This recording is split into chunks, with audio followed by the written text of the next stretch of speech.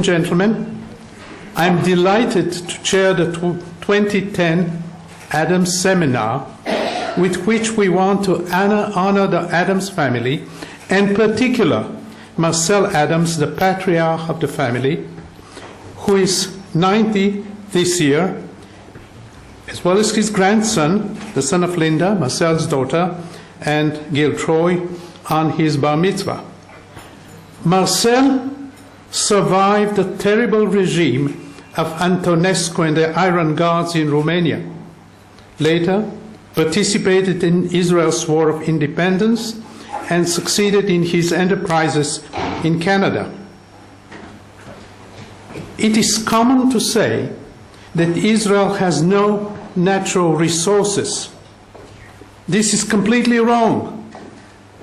We, as Jews, have one natural resource which is above any other: our tradition of intellectual achievement in science, in medicine, in culture, humanities, which is then translated in social and personal achievement. Marcel Adams realized that this tradition needs to be watered and fertilized. He established academic centers, and in our academy he set the very important fellowship program which makes possible for a large number of excellent students to pursue their advanced degrees. I wish Marcel Adams many years of health, the joy of having such a wonderful family, and the joy of making possible for young people to achieve success in science and medicine. And I would like Professor Chaim Cedar to introduce the speaker.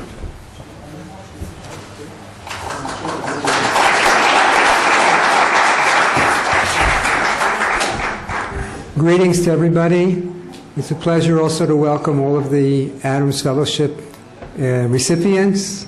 We're for those of us who sit on committees, we tend to look at you as being files, as sort of papers and numbers and figures, so it's very nice to meet you all personally, see that you're real people.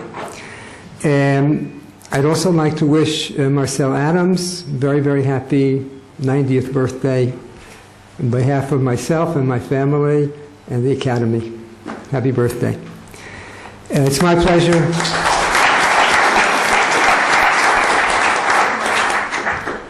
It's my pleasure to introduce Dr. Julian Adams, who's going to give the address today. Dr. Adams is the President of Research and Development and Chief Scientific Officer of Infinity. But before that, he was the President of Research and Development of Millennium, and was responsible for the development of the drug Velcade, which is as we all know, one of the first successful drugs that takes advantage of the scientific developments that were developed here in Israel by Aaron Shachanover and Avram Hershko, for which they received the Nobel Prize.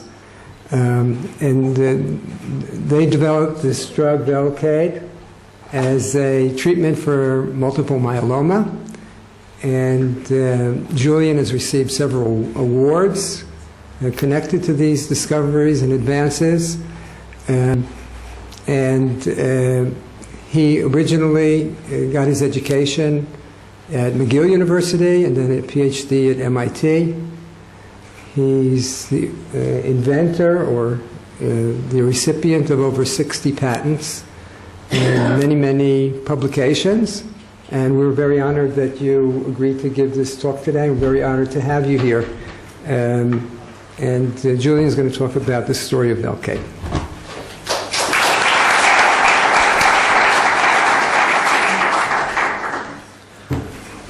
אז ברוכים הבאים. זה כבוד גדול בשבילי להיות המרצה, וליום הולדת של אבא שלי. And I guess I'm the only one who speaks Hebrew around here. So I think that's enough of that. Let's switch to a language I'm still trying to master, namely English. So I am indeed here to tell you about the story of Velcade. You spoiled my punchline. I was going to tell all about the Nobel laureates, but I'll tell it my way anyway. And what you'll see here is I've spent 28 years in the pharmaceutical and biotech industry, and I will tell you a personal story that this is, every story behind the drug, there's also a love story, and I'll tell you the love story as well. So for molecular biology, which was, it's a field of about 40 or 50 years old, and it spawned the biotech industry, which was basically how do you make therapeutic proteins. And as we all know, proteins are made from amino acids. There's a highly regulated, very complex machinery in the cell, starting with DNA polymerase and RNA polymerase through the ribosome to make proteins. And proteins are the fundamental communication and signaling molecules, as well as the cytoskeletal structural molecules of cells. And they really are all our information translated through our genetic code in DNA. And so the notion that proteins have lived forever is, of course, not correct. And in fact, Hershko and Chekanover proved that protein degradation by the discovery of the proteasome was a very important physiological process. So some proteins live for weeks, months. Some proteins, like signaling proteins, live for 10 minutes. And their common degradation pathway for most proteins is through the proteasome. Now, at the time, when I first heard of the proteasome in 1993, in fact, I had never heard of the proteasome because it was a pretty young field, I went and I read every paper published, which was about 50 papers, mostly in yeast genetics, and I realized I could become a world expert in the proteasome by reading all the world's literature. I was recruited from a company to Boston to be part of a startup company called Proscript, founded by Tom Maniatis, one of the great molecular biologists of our era, and Fred Goldberg, to work on the proteasome. And at the time, the understanding of the proteasome was very rudimentary. It was thought to be the garbage disposal for proteins in the cell. And what I'm about to tell you is that protein degradation is no less complex than protein synthesis. It's a highly regulated, highly orchestrated process, and we now, 10, 15 years later, there are whole fields and whole journals devoted to protein degradation. So for the non-scientists in the audience, what am I talking about?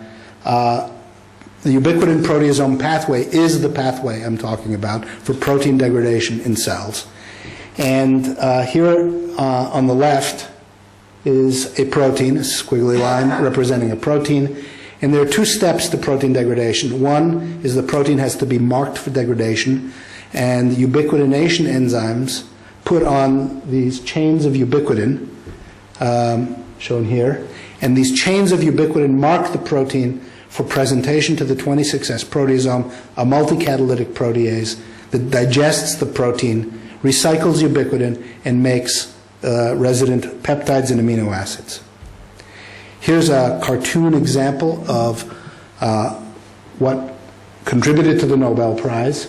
And here's the proteasome. It's like a cylinder. It's a 2 million molecular weight structure. It's got a top and a bottom, but it's symmetrical. Proteins can enter from the bottom or the top. I'm showing the top here. There's a ubiquitin chain receptor. The protein is unwound and fed down the cylinder where it's digested. And as I said, and has been said about 3 times, this field was recognized from the first discovery of ubiquitin in 1978 by Avram Hershko and his first graduate student, Aaron Chekanover, 2 friends of mine, and who were also on our board, our scientific board at Proscript. This whole field was honored by the awarding of the first Nobel Prize to Israeli scientists. Now, I had a great conversation with Avram in the summer of '94, where he told me a new finding in his lab, which was that the cyclin B1, which is responsible for cell division, has to be degraded at a very specific time for division to be completed. So inhibition of the proteasome would block cell division. So we had a conversation about what about a potential for a cancer treatment.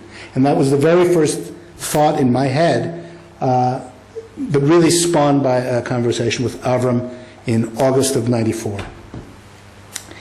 Later that year, there was a rumor circulating in the scientific community that another Nobel laureate, Robert Huber, at the Max Planck Institute in Munich, had in fact solved the three-dimensional high-resolution crystal structure of a primitive form of the proteasome from archaebacteria, and that in that structure he had used a crystallization agent, namely this tripeptide aldehyde. So, Rafi, for the organic chemist in the room, and if anybody else who cares about this, he used this to help crystallize the protein, nothing else. It was just a tool to help crystallize and order the protein. I got myself invited on a Saturday morning in November in Munich, and I got to see this picture. And then I asked him could you zoom in on these things? All these reagents bound to the proteasome, and I saw in high resolution what I believe to be this structure.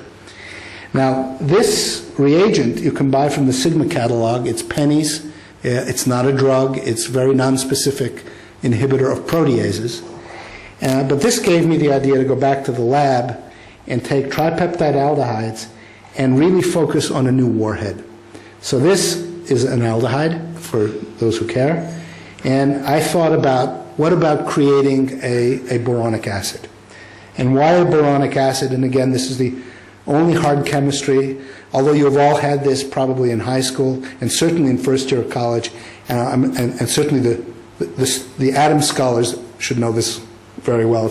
It's on the test at the end of the lecture. What's special about boron? Well, boron comes before carbon on the periodic chart, and boron has an empty p orbital here, and it's looking for electrons.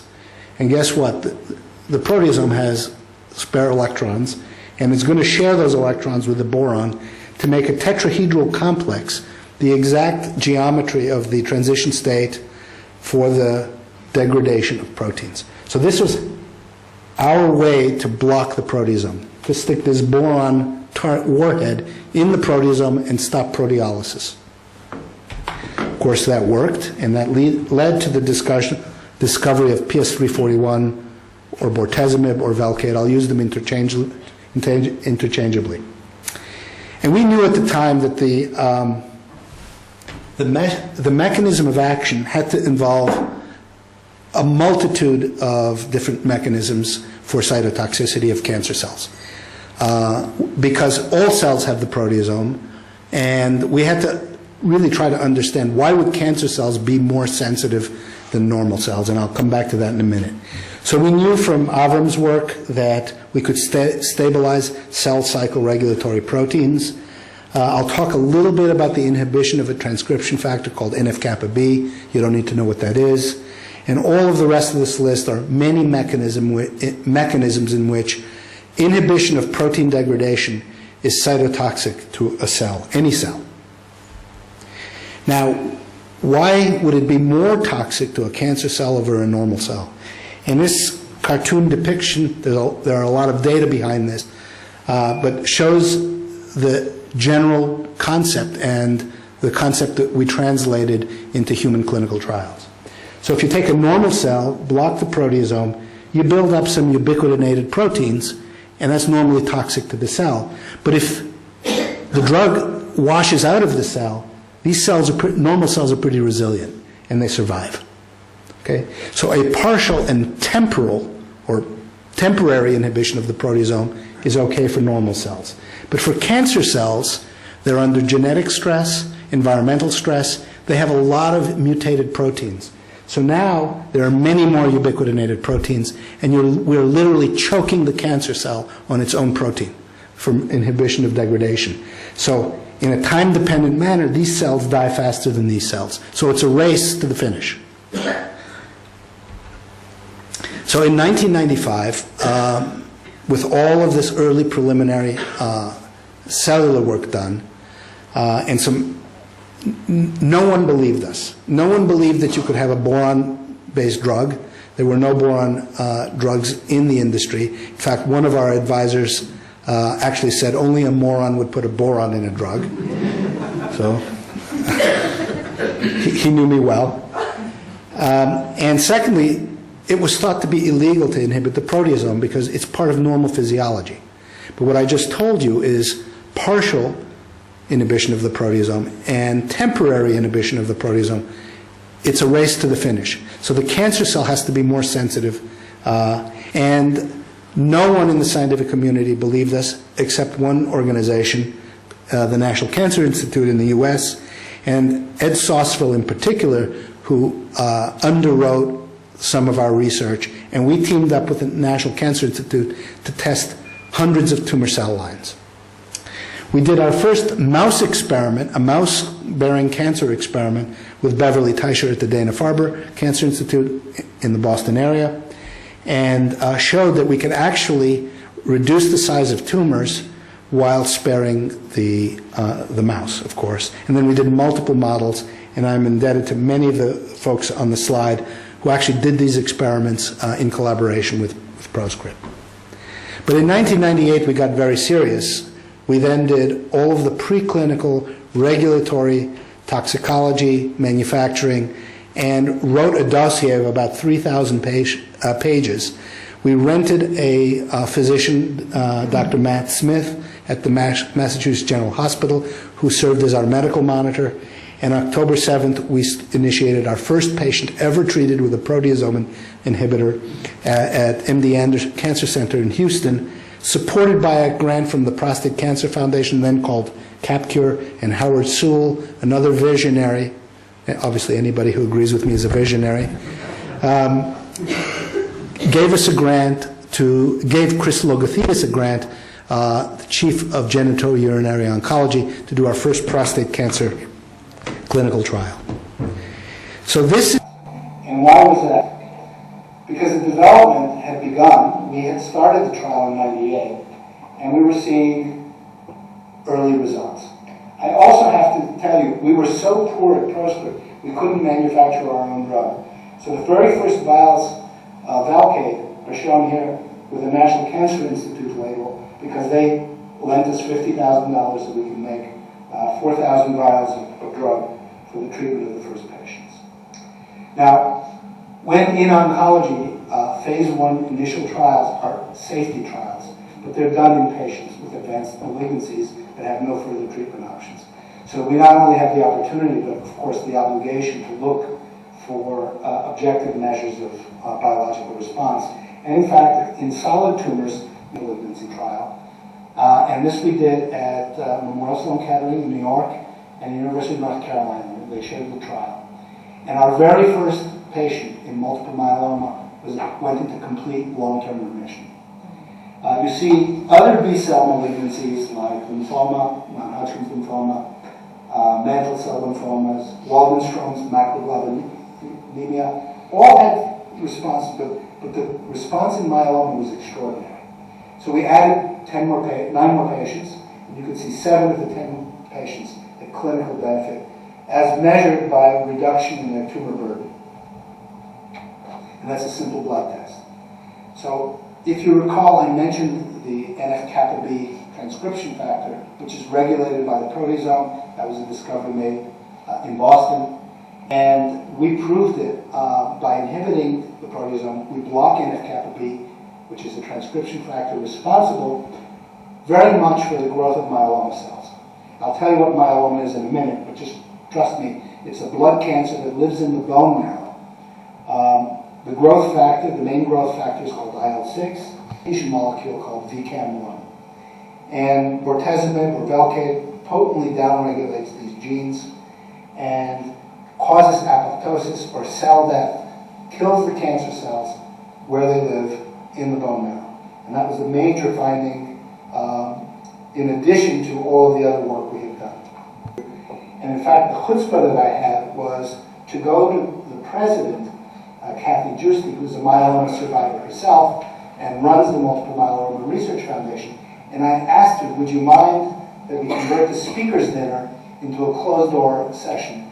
Let's design the next clinical trial, namely the summit protocol designed that night with my clinical colleagues, Michael Kaufman and Dixie Esseltine, declaring me smart.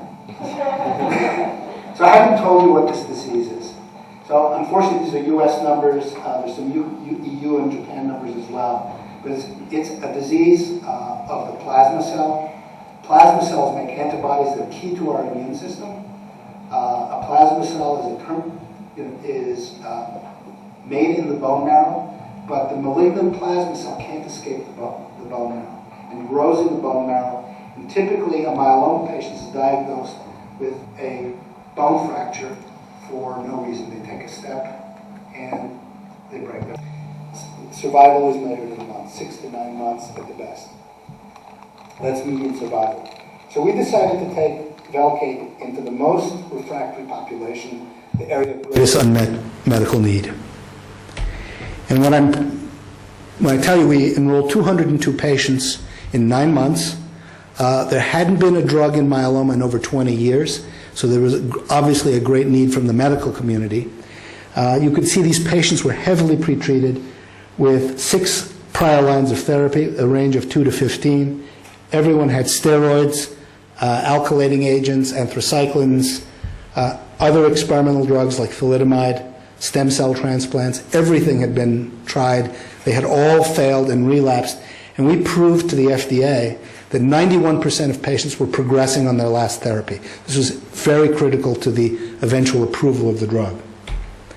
And what we recorded was a 35% response rate and a median survival of 16 months, unheard of. We had over doubled survival in these patients. In these patients who were effectively no recourse, either going to hospice or taking experimental therapies.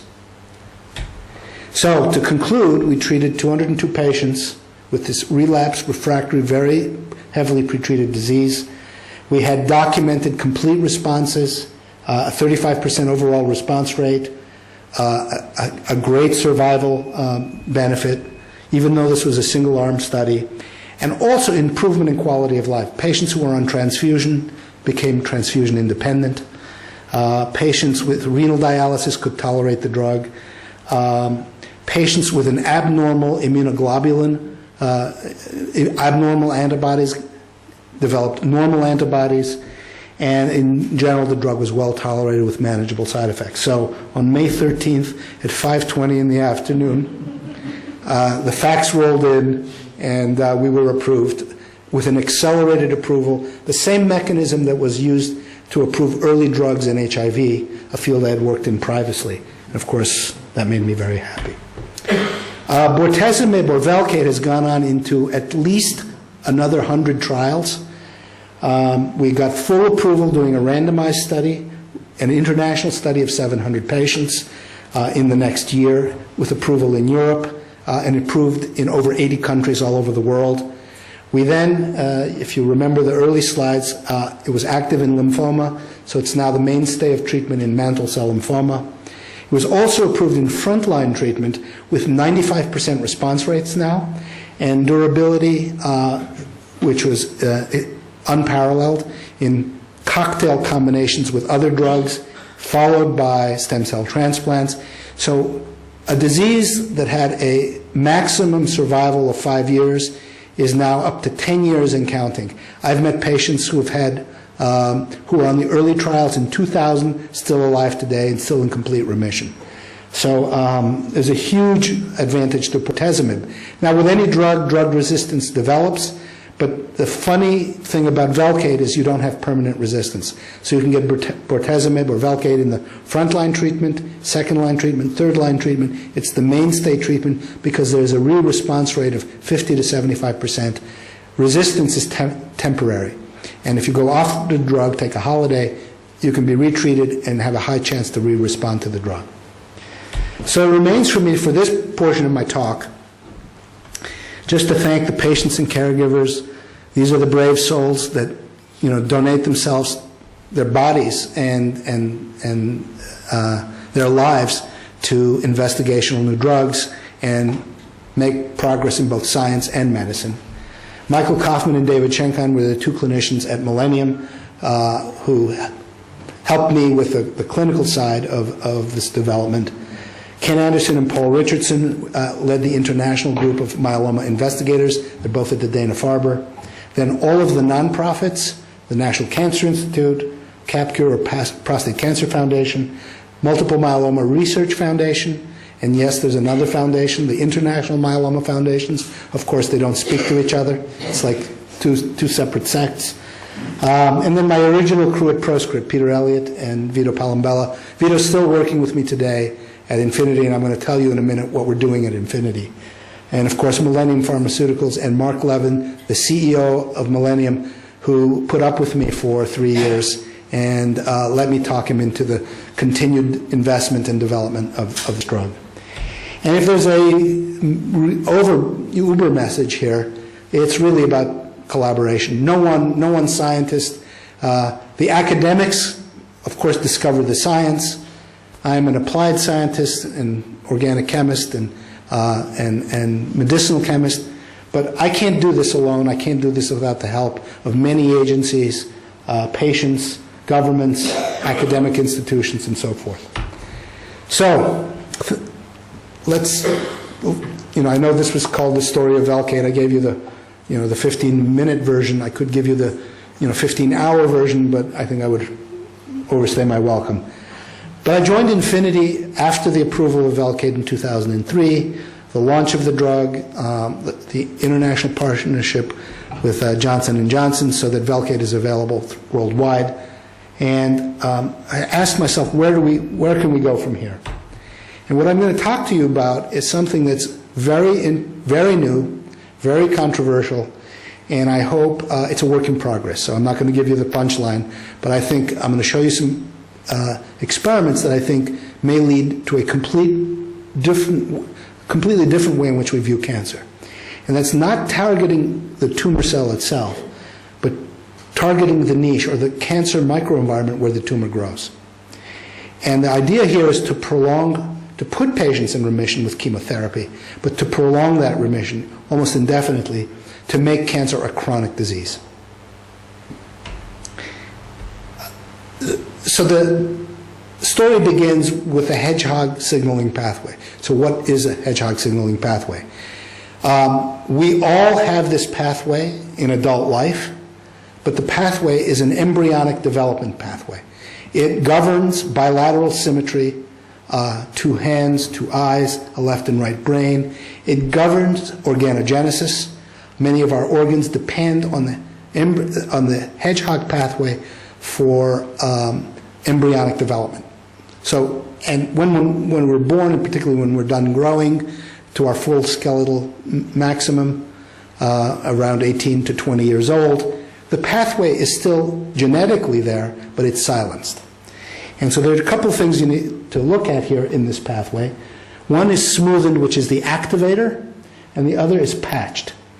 Patched is a repressor of smoothened. So in all adults, in most of us I hope, patched is efficiently repressing smoothened because we're finished developing. We're all adults in the room. And our Hedgehog pathway is silenced. However, the cancer is diabolical. The cancer gets around this by co-opting this pathway and generates more Hedgehog.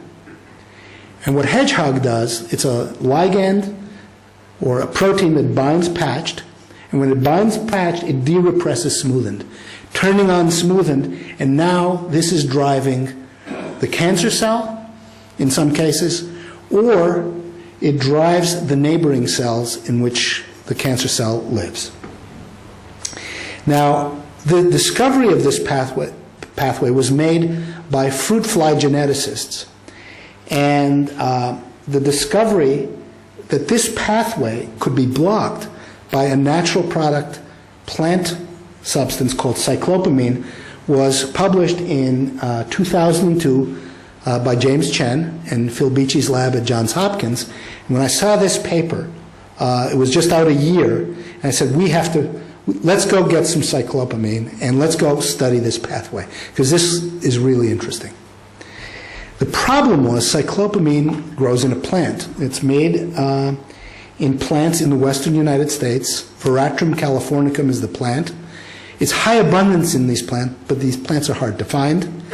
And we had to get U.S. Forestry Service, we had to get ranchers, and there's a whole history behind cyclopamine and the name cyclopamine.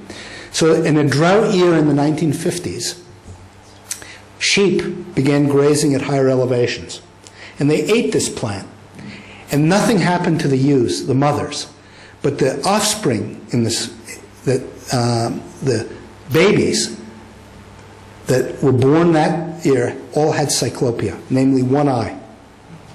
And so the chemists at Johns Hopkins figured out that maybe cyclopamine, and the U.S. Forestry Service was called in.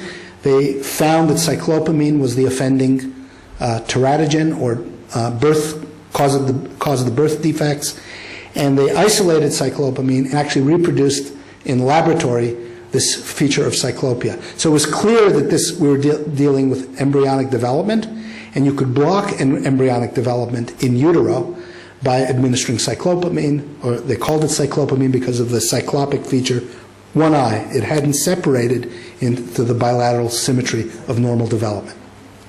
Of course, it's a terrible deformity. So people from Infinity went west, went to Idaho and Utah, and we've collected this plant and isolated this plant. And in fact, here's the chemical structure of cyclopamine. It's a steroidal plant alkaloid. And so we sourced this material. I bought a gram of this from a company. 1 gram cost $22,000. That was our starting point for this. Obviously, we couldn't continue this project at those kinds of costs. And not only that, but we found there were a lot of deficiencies with cyclopamine. For example, it was poorly soluble.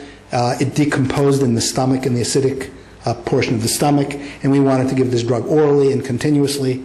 So we realized we had to do some chemistry to fix this. So we went out. We have harvested 30 acres of biomass. We have literally hundreds of tons of this plant, thousands of tons of this plant.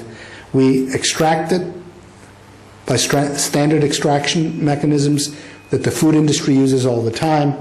We've purified it, and that was our starting point for the development of my next drug, I hope. IPI 926, IPI is Infinity Pharmaceuticals, Inc., and there's cyclopamine, and then I had to examine the chemistries, and we made several changes to the molecule to increase the solubility, the chemical stability, the potency by 100-fold, the selectivity for the Hedgehog pathway, and the metabolic stability, so now a pill once a day was all we needed. So a low dose once a day, that was the goal of this program. So the malignant activation of the Hedgehog pathway in cancer takes many different forms. I could give an hour lecture on each of these, but I'm going to focus on 2 pernicious and difficult to treat cancers. One is a lung cancer, small cell lung cancer, and the other is ovarian cancer. But we, in fact, just yesterday announced a phase 2 trial in pancreatic cancer. And I'm just going to share with you a little bit of data and some of our sort of modern day thinking and our hypothesis on how we think that we're going to treat minimal residual disease. Now, minimal residual disease in some regards you could think of as the cancer stem cell. And that's what this is all about. Can we treat the cells that chemotherapy leave behind, the few hundred cells that they leave behind, that then the patient relapses and effectively succumbs to their cancer? So the way we did this is we went to patients. We got a biopsy, a core biopsy from a patient at Johns Hopkins, And this biopsy was transferred to an immune-compromised mouse, and maintained from mouse to mouse. This tumor never saw tissue culture. And we actually were able to measure the Hedgehog pathway in this tumor sample. Now, the patients with small cell lung cancer, the standard of care when diagnosed is to be treated with chemotherapy. Drugs, etoposide and platinum doublets, are given to these patients. They have very high response rates and very high relapse rates. Within 3 to 6 months, every single patient relapses, and they're now chemo-resistant. So what we did is we did a mouse clinical trial. So I'm going to try to walk you through this. On the y-axis is tumor size, and on the x-axis is days of treatment. So you see the tumor implanted in the mouse grows, and in fact 926 doesn't do anything to this tumor because it's in exponential growth phase. However, if we give chemotherapy, namely etoposide platinum, and we end the chemotherapy and we shrink the tumor down to its minimal residual volume, and then we randomize the mice into no treatment, and the tumor relapses, or IPI-926, we can see we can induce a long-term remission. Okay? Now, what's going on? What did we actually do biochemically and to the cells in this? So we examined in the period post-chemotherapy, and while we start IPI-926, we took tissues and we took biopsies from the mice, and we studied what's going on using immunohistochemistry and RT-PCR, just techniques. And what we saw is in the human tumor, looking at the Hedgehog expression, Hedgehog was through the roof. Chemotherapy had induced the expression of the Hedgehog in the cancer. Oddly enough, 926 didn't do anything to the human tumor. But if we looked at the mouse stroma, the mouse microenvironment, and we could separate the mouse tissue from the human tissue using experimental techniques and using primers for mouse GLI1 expression, a readout of the pathway, you see we completely blocked GLI1 expression. So we made the environment completely inhospitable for the remaining cancer stem cell. Okay. And again, this is pretty controversial. We haven't proved that it's a stem cell, but we went on to see, is this unique to small cell lung cancer? Can this be recapitulated in other tumors? And we've done this dozens of times. I'm going to show you some ovarian cancer data. We did the same thing in collaboration with Bo Rueda at the Mass General. He got a primary biopsy, passed it mouse to mouse to mouse. This is the histology of the tumor. This is ovarian cancer. And we did the same kind of experiment. Ovarian tumors respond very well to platinum and to Taxol, so they got chemotherapy. After their last dose, we randomized the mice to nothing or IPI-926. And you can see, again, long-term remission. Now, if we stop 926, the tumor comes back. So we think we have to be for long-term remission on IPI-926 for as long as the patient can continue treatment. So we started a phase 1 clinical trial a year and a half ago. We are at some of the leading institutions in the United States, in Arizona at TGen, at Johns Hopkins, and University of Colorado. We are, as I said, just entering the phase 2 portion of clinical studies. We've seen objective signs that we can block the Hedgehog pathway in normal human skin, and we've done this on at least 40 different patients. So we have a body of knowledge that we're going to share at the American Society for Clinical Oncology in June. So I'm giving you a preview that we will show clinical data, but not at this talk. So it remains once again, and to keep it short, to acknowledge our collaborators, particularly Neil Watkins at Hopkins and Bo Rueda at the MGH. We have many other collaborations. I mentioned the Pancreatic cancer studies that we did at Cambridge University, and you can see we collaborate all over the world. So we are 180 scientists and clinicians at Infinity with the power of tenfold that, because we collaborate with the academic institutions and enhance our knowledge that way. So again, it remains for me now to acknowledge my current team, the Infinity team. There are a lot of people who played a role in here, and I don't want to put in a slide of names. I can tell you the drug discovery and development is no day at the beach, but every year we remind ourselves to actually take a day off, go to the beach, and enjoy each other's company, and try to think about the future of cancer treatment, because it's, the days of toxic chemotherapy, are disappearing. We need the toxic chemotherapy still, because we don't have the targeted therapies, but the modern genetics and the modern cancer biology is going to change all of that. And I don't want to make predictions, but in the coming years, 5 years, 20 years, 50 years, I don't know when it is, but cancer will become a chronic disease, and we will see more cures in this arena. So it remains for me just to thank you all.